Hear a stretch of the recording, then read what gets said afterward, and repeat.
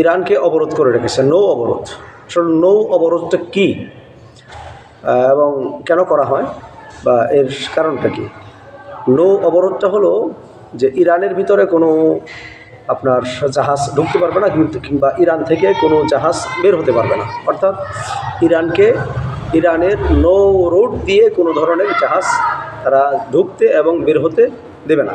এর নাম হলো নৌ অবরোধ। এটা কেন করে? এই নৌ অবরোধটা করার কারণ কি? আগের দিনের আপনার আগের দিনে বলতে আপনার একেবারে যখন ওই বল্লম ঢাল তলোয়ার দিয়ে যখন যুদ্ধ হইতো, রাজাদের যুগে ঘোড়ায় যখন যুদ্ধ হইতো, ঢাল তলোয়ার দিয়ে যখন যুদ্ধ হইতো, তখন কোনো দুর্গের ভিতরে কোনো দুর্গ যদি হতো, সেই দুর্গকে প্রোটেক্ট দেওয়ার জন্য, সেফ করার জন্য, তখন এই দুর্গর বাহির দিয়ে চারপাশ দিয়ে আরও ছোট ছোট করা হতো, প্রাচীর করা হতো এবং খাল খনন করা হতো, পরিখা খনন করা হতো।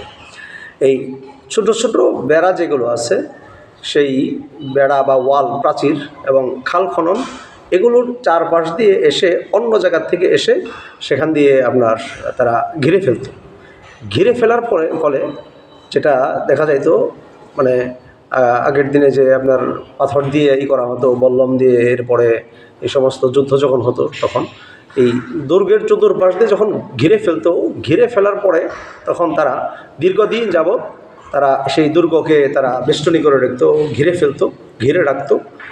আর দুর্গের ভিতরে যারা থাকতো, তাদের ভিতরে যা আছে যুদ্ধ সরঞ্জাম, এগুলো দিয়েই মোকাবেলা করতে হবে। বাহির থেকে কোনো জিনিস আসবে না বা আনতে পারবে না, কারণ বাহিরের শত্রুপক্ষ তারা ঘেরাও করে রেখেছে।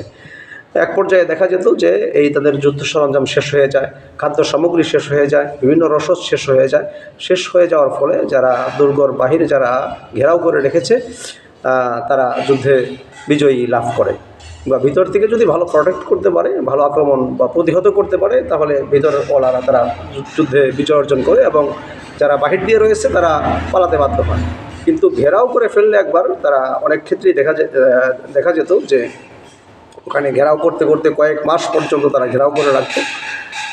ভিতরে যারা আছে তারা বাহিরে যেতে পারতো না, কোনো সরঞ্জাম, কোনো রসদ, কোনো খাবার, কোনো অস্ত্র, কোনো কিছু তারা আনতে পারতো না।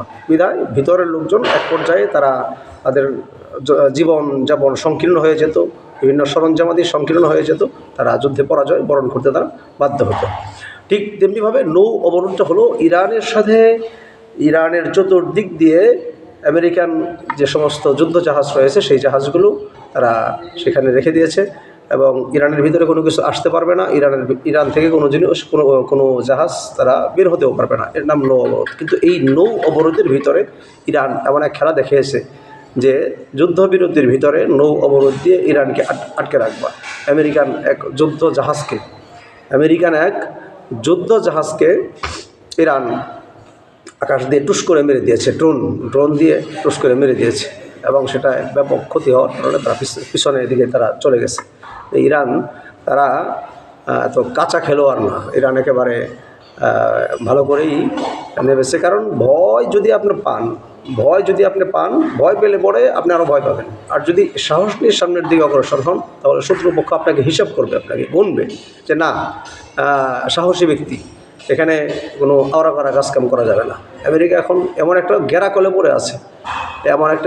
পড়ে আছে যে না, কি করা যায়, কিভাবে ইজ্জত নিয়ে এখান থেকে বাঁচা যায়, এই টেনশনে তারা আছে। তো ইনশাআল্লাহ জয় মুসলমানের হবে, ন্যায়ের পক্ষেই বিজয় হবে ইনশাআল্লাহ।